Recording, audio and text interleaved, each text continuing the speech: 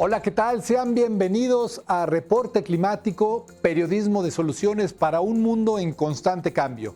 Yo soy Iván Carrillo y en este espacio resuenan las voces de expertos latinoamericanos que nos ayudan a comprender los mayores problemas ambientales de nuestro tiempo.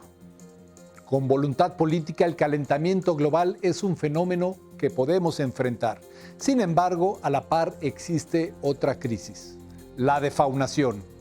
Su descubridor, Rodolfo Dirso, profesor del Departamento de Biología de la Universidad de Stanford, estará hoy con nosotros para hablar de cómo en una era marcada por las actividades humanas es posible rescatar a las especies y poblaciones de animales. Pero primero les propongo echar un vistazo a la actualidad climática en el mundo.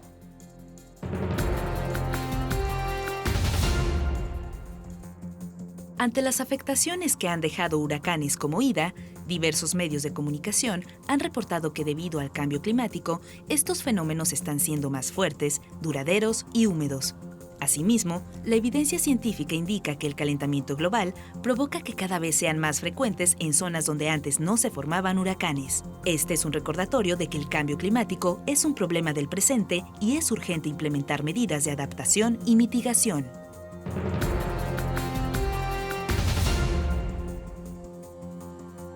Pese a que la seguridad alimentaria debería ser garantizada como un derecho humano universal, cientos de millones de personas sufren hambre en el mundo debido a factores como la pobreza, los conflictos en los países y el cambio climático. La iniciativa Verified de las Naciones Unidas ha reportado que la pandemia vino a sumarse a dichos problemas, provocando la desnutrición de 800 millones de personas, lo que representó un incremento del 8% respecto al 2019.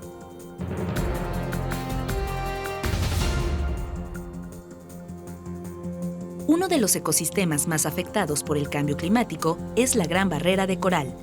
Para ganar tiempo frente a su degradación, científicos australianos proponen el uso de tecnologías capaces de bloquear parte de la luz solar. Modelos informáticos, por ejemplo, sugieren que es posible alterar de manera local las nubes con ciertas nanopartículas. Hasta el momento, la evidencia de estos métodos es limitada, pero es posible que en un futuro sean una alternativa para proteger un arrecife que de 1995 a 2017 perdió más de la mitad de sus corales. A inicios del milenio, un grupo de científicos reunidos en la ciudad de Cuernavaca, en México, discutía sobre la intensidad del impacto humano en el planeta, cuando de pronto uno de ellos, el profesor Paul Crutzen, Premio Nobel de Química, se puso de pie y dijo algo que cambiaría la forma en que vemos nuestra presencia en la Tierra.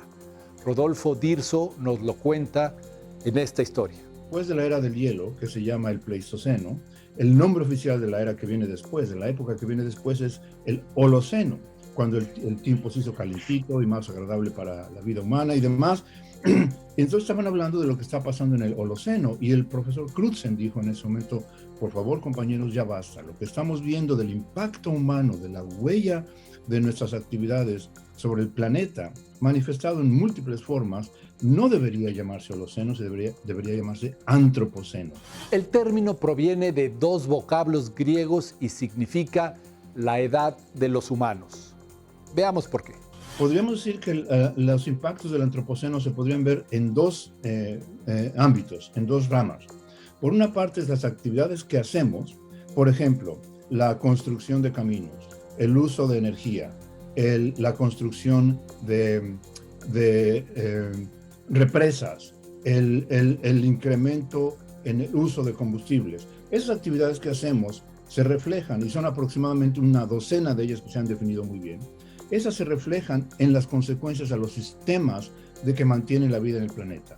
Y esos sistemas que viven en el planeta los podemos ver en términos como, por ejemplo, la regulación de los patrones climáticos, en términos de las emisiones de gases de efecto invernadero, en términos de la deforestación, en términos de la extinción de las especies. Lo que sí es claro es que el impacto del Antropoceno es tal que está dejando una huella en el registro geológico, o sea, en la memoria de la Tierra. Cuando, por ejemplo, cuando hablamos de la extinción de los dinosaurios en el Cretácico y Terciario, se ve claramente en el registro fósil que hay un cambio, se puede ver en los registros fósiles.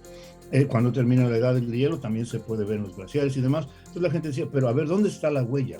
Pensemos, por ejemplo, en un factor, digamos, los tecnofósiles. La cantidad de concreto que se ha depositado sobre el planeta.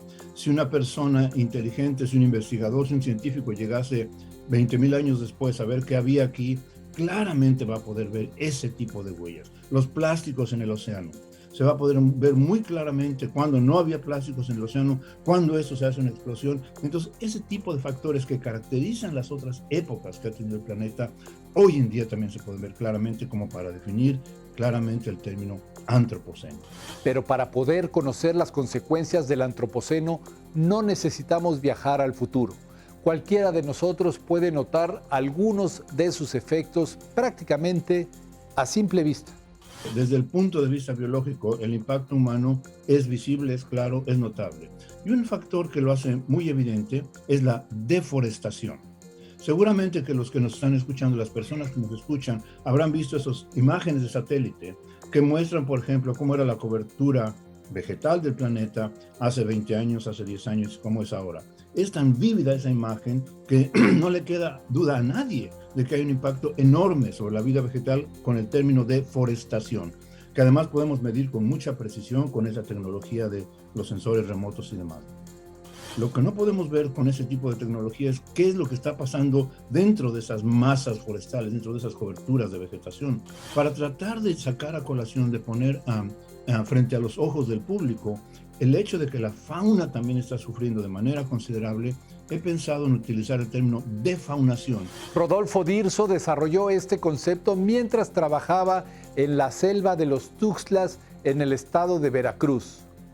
Ahora nos cuenta cómo es que se estudia. Tenemos una tecnología comparable a la de la deforestación, pero empezando con el trabajo de campo, investigadores que se han metido a sitios particulares, digamos la selva lacandona, las selvas del sureste de Asia, y han podido ir viendo, monitoreando con cierto cuidado los cambios en la abundancia de la fauna, se empezó a hacer un fenómeno visible. Nosotros hemos puesto cuadritos de arena para que los animales nos dijeran si están allí o no están allí. En esos cuadritos de arena veníamos de manera continua a ver cuántas pisadas detectábamos. Y empezamos a ver que, por ejemplo, en esta selva de los Tuxtlas en Veracruz, no se veían pisadas de tapires, venados, jabalíes y demás. Hicimos lo mismo en una selva bien conservada, en la selva lacandona, más al sur, en Chiapas, exactamente los mismos cuadritos de arena, y entonces empezamos a ver, wow, pisadas de todo ese tipo de fauna que debería estar en los Tuxtlas y no está. ¿Podría el fenómeno de la defaunación llegar a un punto de no retorno? Este fenómeno tiene que ver con lo que, digamos en términos más técnicos, se llama la extinción biológica. La extinción, como el término implica, es la desaparición. Ahora, es importante definir desde el punto de vista científico las facetas, los modos en que ocurre la extinción. El que más tiene en cuenta la gente en su visión, es el que más se conoce, es la extinción, digamos, de las especies a nivel global. Imaginemos el caso del dodo, que todo el mundo conocería, el caso de los dinosaurios. Una vez que una especie se extingue, eso es el final. Es el cambio global, Iván. La extinción biológica es el cambio global verdaderamente dramático porque es irreversible. La defaunación tiene una segunda faceta, quizá más alarmante que la extinción de especies. Imagínate que los jaguares solían venir desde, digamos, del sur de los Estados Unidos hasta Patagonia. La especie jaguar no está extinta. Todo el mundo sabe que hay jaguares en Chiapas, que hay jaguares en la Amazonia, que hay jaguares en el Pantanal. Pero en algunas localidades la población local del jaguar ya no existe. Si tú ves el mapa de la distribución de los jaguares, como era, digamos, hace 40 años, y lo comparas con cómo es ahora la distribución de los jaguares, vas a ver muchos agujeros. Ese, Iván, es el fenómeno más dramático de la extinción biológica y de la defaunación. La extinción de las poblaciones. Su gravedad radica en que no afecta únicamente a los animales en declive, sino también a las personas. Pensemos que esos organismos juegan un papel importantísimo en el bienestar humano. psicológicamente, por ejemplo, las personas que ven aves, que ven mamíferos y demás.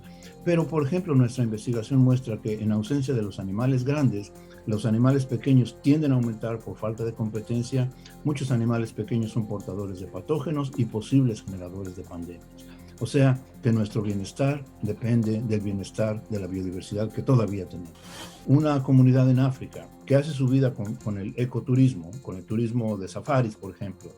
Los elefantes no se han extinguido de la faz de la tierra, pero para una población que vive, digamos, en Kenia, si los elefantes de ahí, de esa localidad, ya se extinguieron, para ellos eso representa la extinción global de las especies. Afortunadamente, hay estrategias que nos pueden ayudar a prevenir esta problemática.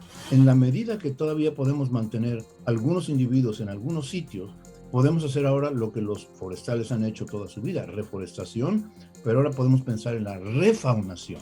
Sin embargo, para lograrlo, los científicos tienen que resolver primero varios pendientes. Número uno, ¿de dónde traemos los animales? Tenemos que tener todavía un inóculo, por así decirlo, una fuente a partir de la cual refaunar. Punto número dos, tenemos que asegurarnos que los animales que traemos de algún sitio para ponerlos en otro, digamos en los Tuxtlas ya no hay jaguares.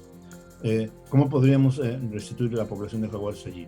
Bueno, tendríamos que ver de dónde vienen, de qué fuente vienen, y asegurarse de unas cuarentenas, digamos como las que ahora estamos conociendo, dada esta pandemia, de manera que no traigan algún patógeno que afectase a otras especies o poblaciones del nivel local. Tenemos que tener el hábitat adecuado. No podemos refaunar un sitio donde, por ejemplo, jaguares, si no va a haber presas. ¿Qué nivel de diversidad genética tienen que tener esos animales para traer? Si traes 2 jaguares, probablemente están emparentados, no van a poder tener poblaciones fértiles desde el punto de vista genético con la suficiente variación genética. Aún cumpliendo todos estos requisitos, es probable que la refaunación fracase si no se cuenta con la participación de todas las comunidades. Como hemos visto, Iván, en nuestro país y en muchos otros países en Latinoamérica, la cantidad de intentos que han sido fallidos, no tanto por el aspecto técnico, sino por el aspecto social, que la comunidad local nunca fue informada, nunca se enganchó, nunca se le dijo, no participó, de manera que esos proyectos generalmente fallan si no tienes la comunidad local allí compenetrada, digamos, emocionalmente, personalmente en eso. Y para ello es también necesario el involucramiento de las autoridades. Con subsidios, con apoyos, con cosas como lo que se llama pago por servicios ambientales. Si queremos mantener las poblaciones de plantas y animales y tenemos que reservar sitios que no se pueden impactar, entonces tenemos que tener compensación, mecanismos de mantener esas poblaciones. Los casos de éxitos en la refaunación no abundan, pero sí existen. Rodolfo Dirso nos da un ejemplo. Ese es el caso del famoso parque en Estados Unidos, Yellowstone, donde las poblaciones de lobos habían sido extinguidas. No había ya poblaciones de lobos.